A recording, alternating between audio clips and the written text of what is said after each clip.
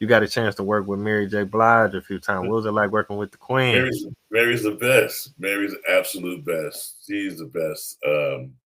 It's funny. First time I worked with her, of course, I knew who she was, but it wasn't really like in the space of of the queen of hip hop soul. Our first video we did was Reminisce. We did it at the Royalton Hotel in New York, and I was showing up more producing than making sure things happened, and it was a little crazy. Last minute wardrobe, last minute this, last minute that. Still had a really good time. And then some years later, to Reminisce may have been 91, 92, maybe. Ooh, showing my age, right? And then I get a call from my dear friend, maybe 2002, 3 maybe. Do I want to do a live concert at Mary J. Blige? Of course I do. Why wouldn't I? And so we do a show at the House of Blues that American Express was behind, and it was great. We had a good time. House of Blues up on Sunset, the same place where I met Dre, and that was a really fun time. Elton John came out with her. Chaka Khan came out. The violinist from Dave Matthews Band came out. What a nice night! We shot that on film. Yeah. Or no, or in HD, I think. The HD was a thing at that point. And maybe 6 months later, shot her again at the amphitheater in LA. Also, venue's no longer here. Universal Amphitheater. Maybe 10 cameras and all that. And that was fun. And I shot Mary again for Revolt. She did a Christmas album. And that was really great because we already had a great work relationship already. And this is her really doing standards or doing Christmas standards, if you will.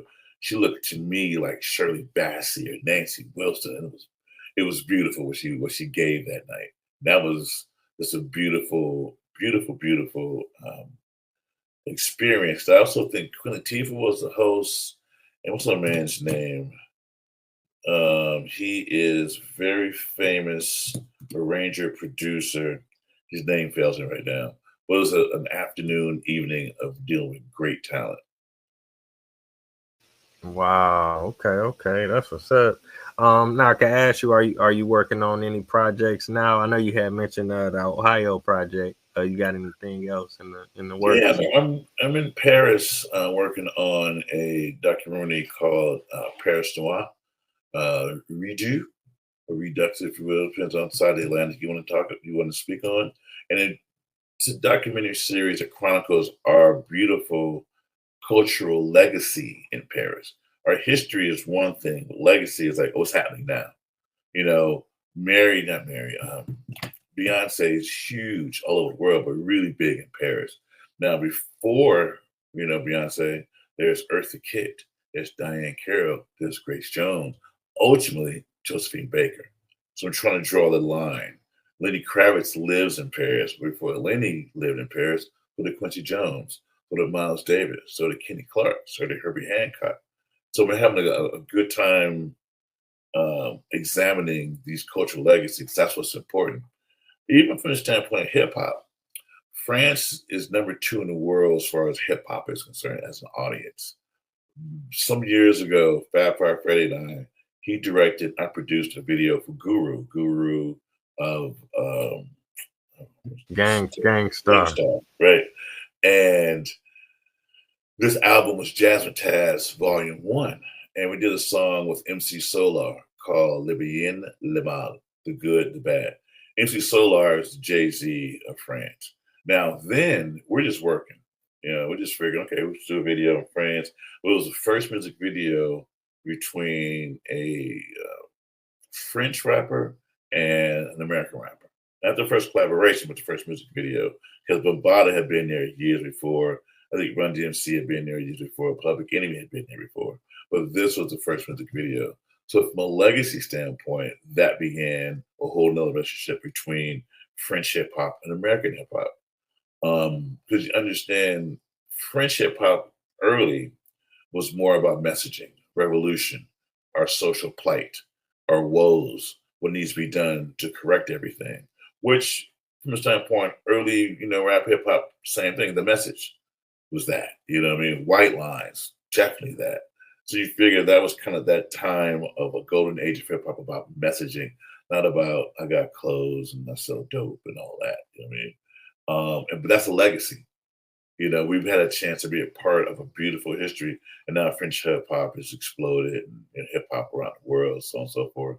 So it really becomes this project is more about bringing it current. What Erykah Badu did and what Pharrell is doing now in France, designing clothes for Louis Vuitton, is huge. It's huge. I mean, Beyonce has a whiskey brand with LVMH. They did a whole thing for Tiffany's, which is part of LVMH. I mean, it's all a part of bringing everything forward. I'm sure, if you've done 70 countries, you understand how culture travels. Culture travels, and it's always interesting to see how it travels. I would say, as a responsible filmmaker and all that, right? I'm very clear of what my contributions have been to the world.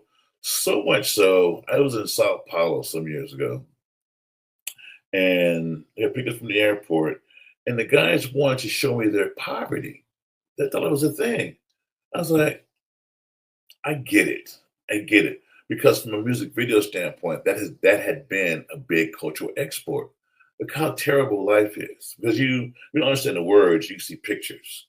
And I think it's important that we are responsible in our images. Now, we don't always have control of our images and how they are distributed around the world. But to see that someone wanted to show their poverty, they thought that was what was hip. It was kind of gut wrenching. I was like, man, I'm trying to go to a restaurant. I got a nice suit and my suitcase. I'm trying to go to that linen cloth. You know what I mean? I'm trying to chill. But I understood what their messaging was. Yeah, yeah, indeed. I mean, you took it all the way back to Josephine Baker, but it's a great appreciation for hip hop culture. Like the true hip hop. Definitely in Europe and all around the world. So, like you say, so many people can relate, and sometimes they may gravitate to one aspect more than the other. Right. But that's definitely a great experience. And I want to thank you for coming on the platform. We 30 No worries, minutes in. man. I know you got a tight schedule, so I really appreciate you taking out the time to I need to stop by. interview you. 70 countries. I want to Yeah. interview you. What took you to 70 countries? Real quick. What takes Okay. you out to see the world? Well, it started with my mom when I was little. She used to drive the Greyhound, so we was from Cleveland, so she'd take us to like Chicago or Detroit or New York or Cincinnati or somewhere, within driving distance. So I Uh-huh. started traveling young, but then once I got to be an adult, I started traveling to different places. Greyhound, they used to have this pass called a Discovery Pass. I don't know if you remember. It's like a bus pass. You could buy it for a week, two Hmm. weeks, a month, and then I kept buying them. So I catch the bus like from Cleveland to Miami. Then I catch the bus from Wow. Miami to Seattle. I'll be on the bus for like a week. So I've been in like maybe 45 states. And then after that, because I used to be afraid to fly. I got on my first flight in like 2010. Oh, I bought a wow. passport because I had seen all the states, you know what I'm saying? So I finally Hmm. bought a passport, and it's like MySpace, all this is going on. So I'm meeting people online, and I do music, so I'm networking, Hmm. trying to meet people. So then I took my first flight to Amsterdam. That was the first place I went to. Oh, wow. And it blew me away. I got addicted to it, and I've been traveling ever since. Kind of had the Malcolm X effect. Like you saw a different world, open everything up, right? Yeah, at the coffee shop, the red light district, Right, and of I didn't course. really partake in everything, but just to see it, it was less violent crime, a little more laid back, chill. Hmm. I was like, oh, What's I got your favorite location so far? man, Africa. I love Africa the most. I've Okay, been to about 20 African countries, and that's where I want to live. So the last couple years, I've been kind of just hanging around Africa, bouncing around, going to different places. So I nice. stayed in Ghana a year. I did Madagascar for 6 months. So they crime and they violent crime and gun violence is real, real low. It's still a lot of Hmm. poverty for sure. Yeah, They're yeah, not yeah. as technologically advanced, but the cost of living is low. You can, afford to eat and Oh, rent a yeah. place, have a decent life. Good for you, man. I encourage you to tell other brothers about what you do. Maybe Yeah. that's. I mean, I'm just saying we just Mm-hmm. met. Maybe that's something you can encourage because I think as we encourage each other, we grow. Mm-hmm. And if young brothers and sisters knew how big the world is and how Yes. beautiful the world is, I mean, Paris, Brazil. I mean, you got 70 countries. You can be B. You doubled up on me, man. I'm thinking I'm 30, 35 maybe. You got me. You Yeah, know what I but mean? you That's doing your beautiful. thing, You know what I man. mean? You inspiring me. It's empowering to hear. Like you say, you just starting from raising the flag or having to go get lunch for people to just working your way up, being consistent, being persistent, and you can get there. Oh That's the yeah, thing yeah, they yeah. gotta realize. You can get there. It's not No impossible. question. You know. This is great, man. And thanks for hooking with Phil Keller. I talked to him. Phil Yeah, was good guy. Phil's a good brother. He was responsible for me getting my job at the Apollo Theater back in '87. So I saw his name in the ad, and I worked with his brother Rick. I was like, I need to Right. call him. I need to go. I'm gonna work at the Apollo Theater. Did you And get in touch with him? oh yeah, yeah, yeah. We're gonna meet in a week Okay. and a half. And I worked at the Apollo in '87, '88, I guess. But world Mm, has not been the same since. I moved to Harlem. First time I moved out of the house. Man, man, that's a whole other day. You know what I mean? What a beautiful thing that, this is like a you know, culture shock going from South Central to Harlem. yeah, but it was beautiful culture shock. Yeah, It yeah. was gritty, it was grimy, fried chicken on the street corners, and everything, much like you see in Nigeria. You know what I mean? I was Hmm. like, okay, I can relate to this. And but walking to the Apollo Theater, which I Wow. knew, I lived on 135th and 5th, which is the same neighborhood as UNIA, Marcus Garvey. His headquarters is right there, and also the Schomburg Institute is on the corner.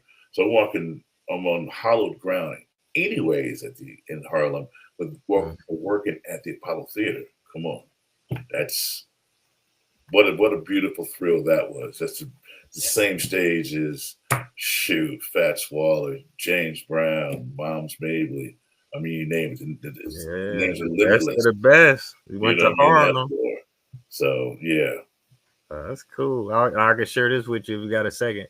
Now, my great grandparents they moved to Cleveland during the Great Migration in the Uh huh. 1920s. So my mother's mother's father side, they came from like Atlanta, and then when they came to Cleveland, we had a UNIA here. So Oh I never wow. met my great grandfather. I never met him, but my grandmother used to tell me about the Marcus Garvey parades and Marcus Garvey, and we should go back to Africa. So that's where I kind of had a love for going to Africa one day, and then ultimately I did it, and then I wrote a book about my family history. They was Oh into the Black wow. nationalist movement and all that stuff. That's beautiful, man. Yeah, Sharing is yeah. everything, isn't it? Because we keep it to Mhm. ourselves. What have we done? Some other brother needs to hear what you have done, and they can do it too. Getting a passport, that's again opens up Yeah. your world. I have 25 nieces and nephews, and taking maybe a third of them out of the country so far. Wow, And I got married in the south of France just so my that's family could see dope. another part of the world. You know what I mean? It was really about family and friends who would never ever think about going to South of France, Hmm. show them, okay, this can happen. It wasn't really that difficult. Save your money, get a passport. That's it. Maybe less yak, what I mean, if you Hmm. will, and more savings. You never know what could happen. Indeed, indeed. So yeah, I ain't gonna hold you, King. I'm gonna edit this up, and maybe I'll drop it tomorrow. Then I can send you the links. You need anything else, man? Let me know, okay? Definitely, definitely. Be safe out there. Be good, man. Be well, man. All right, take care. Later. Mhm.